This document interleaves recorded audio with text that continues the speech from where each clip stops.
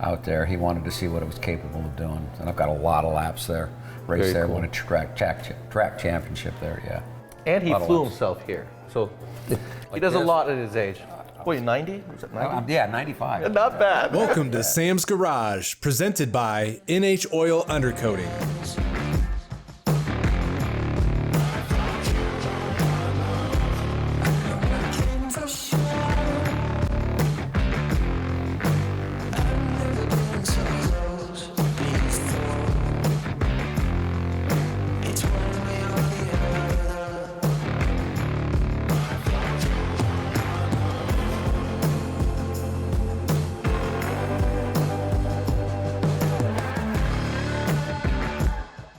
On this episode of Sam's Garage, Kevin and Travis from Lokar swing by the garage to help Sam install a transmission indicator kit.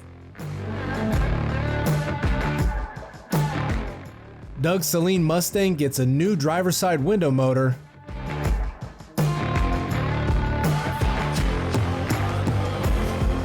Sam heads up to NHOU to learn more about their mobile trailer systems.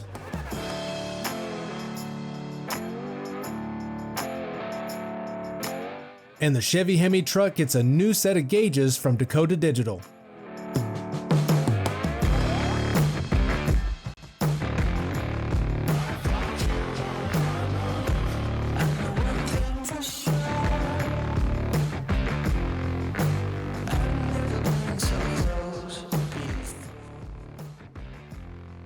Team Lokar is in the house to help Sam diagnose the installation of a transmission indicator kit in the Chevy C10 truck.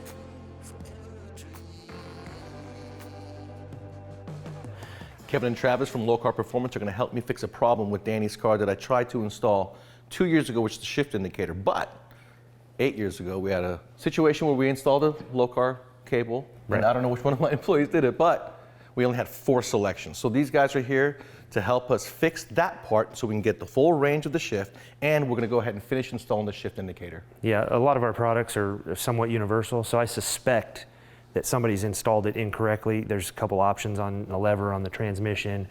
We'll take a look at the bracket under the hood and see if we can get it working correctly. So I only have 4 slots. You see I've got all your products on it. I've got park, neutral, reverse drive, right? Yep. So I'd like to fix that while you guys are here. Okay. Second thing is, I put the shift indicator in, the same one that we put on the big rock crawler Jeep, if you remember. Mm-hmm. Got everything hooked up, got lost, confused. While you guys are here, we're gonna finalize that install as well. Yeah, we've already spotted a few things that we think we can do to get this shifter working. So what did I do wrong? Well, Trav? Well, number one, you probably could have used our rod linkage kit. It looks like this should be loose, so it should be rotating. That should be going straight, so we'll have to move that bracket down just a little bit. And underneath, I think you're in the wrong hole underneath. That union right there should be loose, yes, to where it can move. So it can rotate. So because you weren't getting the full throw in the transmission, you did not break your cable? Yes. But had you gotten your full throw, you would have snapped the end off that cable. Really? Yeah, because as it goes, it pivots and it keeps it straight, because there's not enough flex in the cable for the actual rotation. So it's a pivot point. Yes. So read the instructions. This is very helpful. It can be. Yeah. Well, I'm glad you guys are here. We're gonna get it done. What about down there? I see that there's 2 holes for the arm that's on the lever for the transmission. I got it in the wrong hole. Yes. That's your main issue. Yes.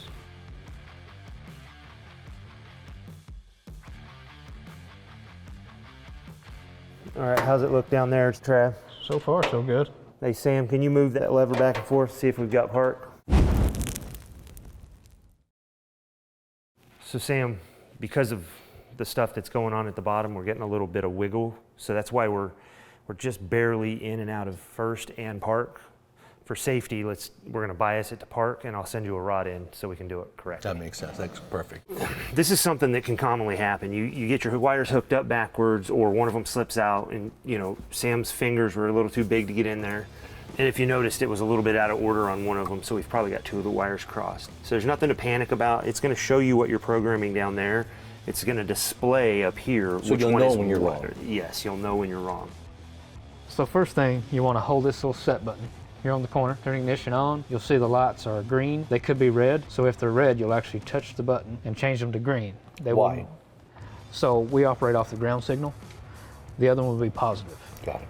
Once they're all green, you'll hold it, press and hold it for a couple seconds, and you'll see green and red. But honestly, the best thing to do is we tell you in the instructions, don't hook the display up first. Always look at the box. You're going down the list on the box. All right, Sam. So what we found was pretty simple fix. Do you agree? Absolutely. So do you also agree that you could have done this yourself? I do, but there's one portion where my fingers were just too big and you need a second set of hands. But what you did was you rested the module on the brake pedal, using that as your platform, and did the job. Yeah. Working in the garage by yourself at night, you get frustrated, you can't call our tech department, but you can't go on our website and get our instructions. I mean, I know you throw them away first thing, but if you would have kept them around, it would have kept us from having to rewire the thing 3 times.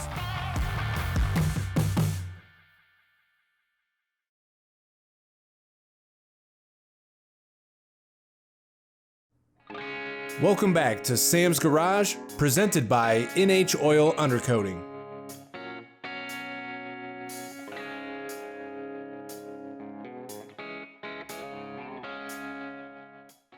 Sam tackles a few more odds and ends on Doug's yellow Saleen Mustang. The driver's side window motor is not working correctly, so it's time to replace it. Sam will be installing a new regulator with the motor to help keep the job a little bit simpler. Doug and I are in his car. We just got done driving it. Very nice. I noticed it comes down the bottom.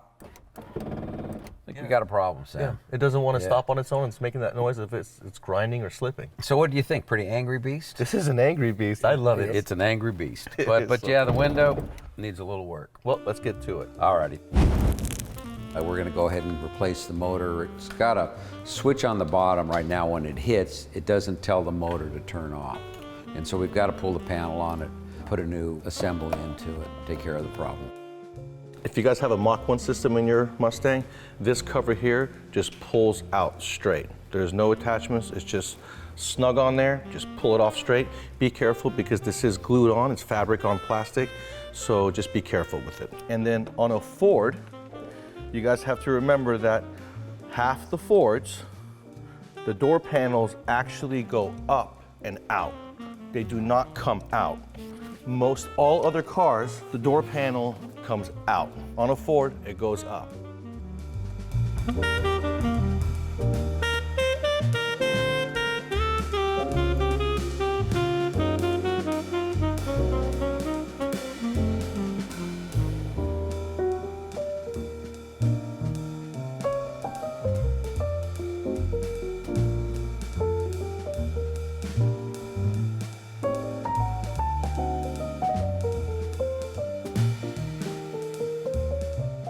We're going to be replacing the entire window regulator with a motor attached to it. If you guys are ever doing a motor alone and your window regulator is metal, or even if it's plastic, this spring is wound up.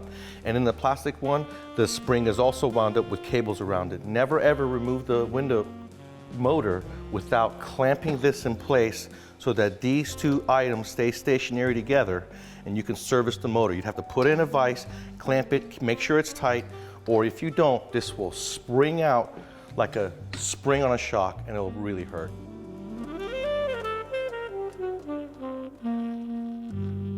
You don't want to force this into the vehicle because that is your outside door panel. Okay, so if you dent it on the inside, you're going to see a dent on the outside, so don't do that. Be very careful. You saw we had to cut out the rivets, so we're going to go back in with hardware. This hardware does not get in the way, but try to use a nylon locking nut or an acorn nut so it locks in place. There's a lot of vibration here and you don't want the window to fall out. All right, Fresh, the problem was on the down. So I'm gonna go up and auto down. That looks fantastic, Sam. Not bad. A little more work than I would have guessed, but it all worked out. Well, it's the rivets, you know? Yeah. Ford uses rivets. Old Camaros used rivets. The F-bodies, the Gen 3, they used rivets. So if it wasn't for that, the rest of it was pretty easy. But take your time, do it right, and be careful with the vapor barrier. You saw Doug and I remove that and put it right back on. That is what keeps the water and moisture out from the inside of the cab because outside it gets wet. Yeah, and Sam, you know, I've done a lot of windows, but I've always done the old stuff. This is the first time I've helped doing an electric motor. Just take your time, make it all work, and it worked out really well. It did. Now let's get you on your plane. Oh yeah, that sounds great.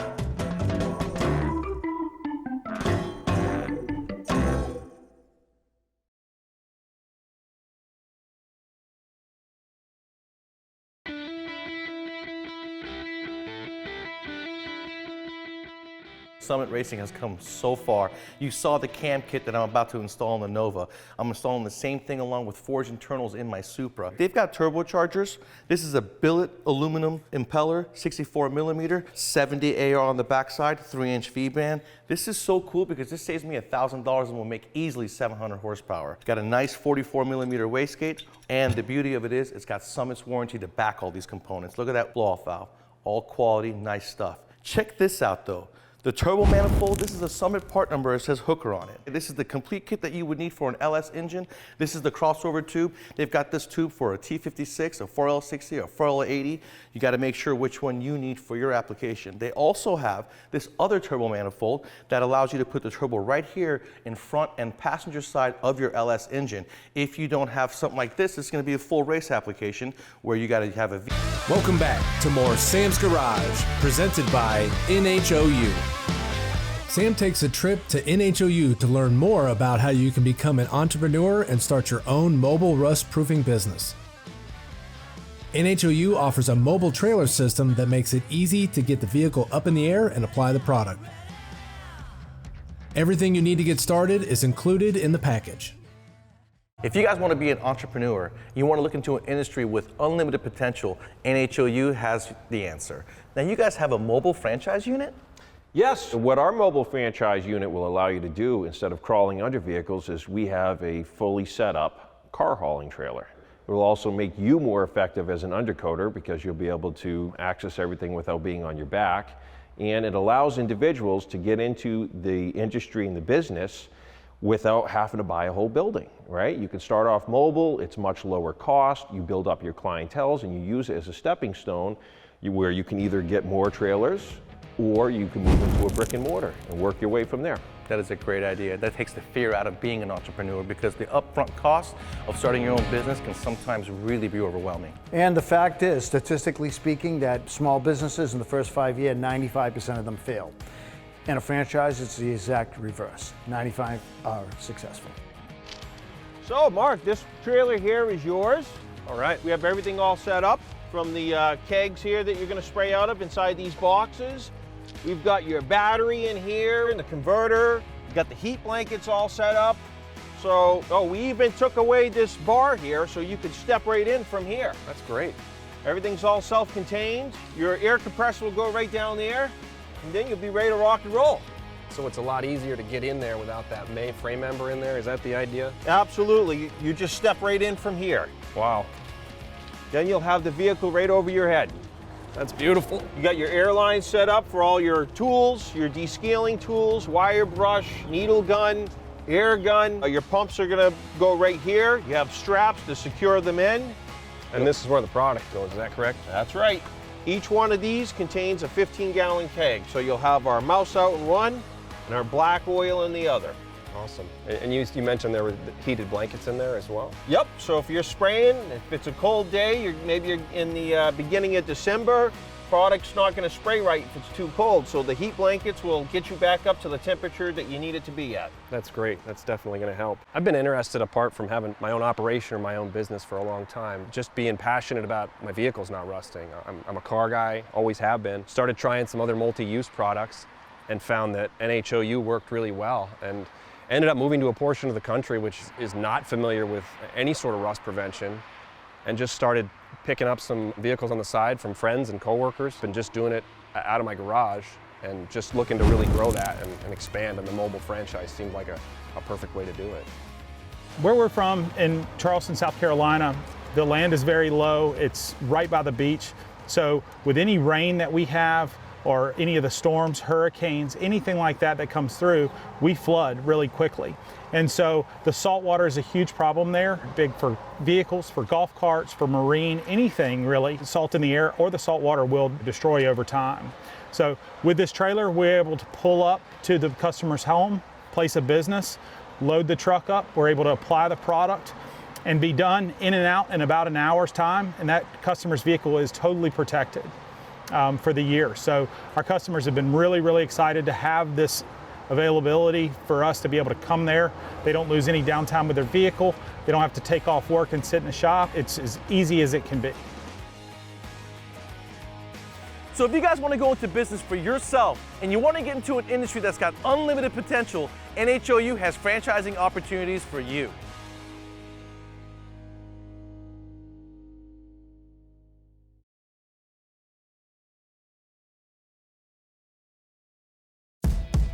Welcome back to Sam's Garage, presented by NHOU. The Chevy HEMI truck is back, and this time to get a new set of digital Dakota gauges for the dash. Dakota is an industry leader in digital gauges and comes with all the features to monitor your engine's vitals. Sam is just about finished up with this project, so keep an eye out for it at the next Lokar Car Show.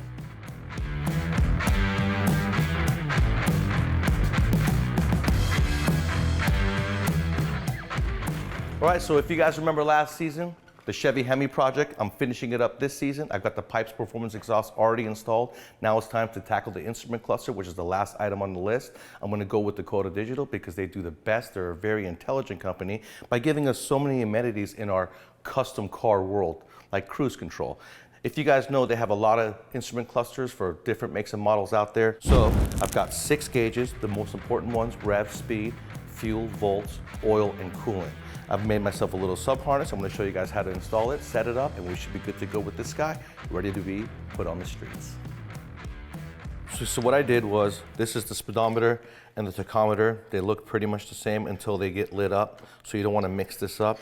The wire harnesses are also the same, but you're going to use different wires between the 2 gauges. So I went through and I took out every wire that we did not need, and it says it right there in the instructions, what's not used, and then what wires are for what. In the little gauges, they have connector for you to put your wires into. You got a sending unit, a ground, and the dimmer for when you turn your lights on.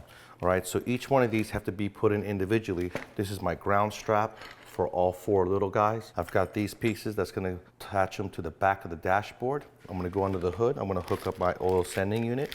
This has a ground and a power so that the loop is right here and you don't have to worry about a single wire going to it. I have the coolant temp sensor. I'm gonna have to tap into the thermostat housing or the water pump to get that because there is not a second connection on a HEMI. My fuel is the pink wire with the painless harness. And then oil is oil, coolant is coolant. Let's get these things put into the dashboard. So when you guys are wiring up your gauges, you want to make sure that the fuse does not exceed the gauge of your wire. If I put a 30 amp fuse on a thin wire like this, before this guy ever pops, this will burn.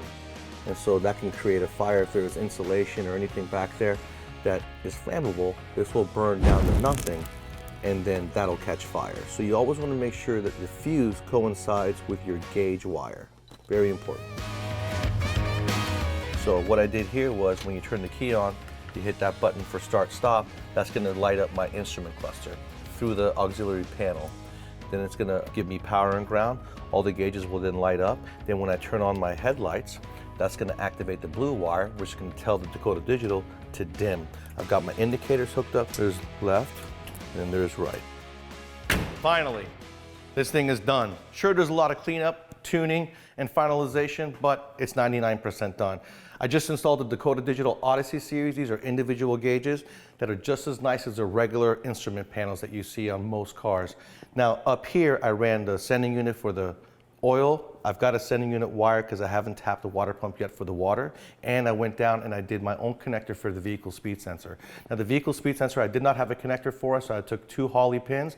I put them in the sensor, put some hot glue in there. They're permanent. I ran a ground strap and a spade connector, and it's serviceable. So that'll be for my speed. So now everything is done, function tested, everything works. The 2 big gauges have a little bit of an air gap because once it's wrapped, it's gonna fill any gap around the 2 big gauges. I think dude just made the hole a little bit too big. Besides that, everything is done. It looks good, it works good. Soon I'll be taking this to one of the Lokar car shows.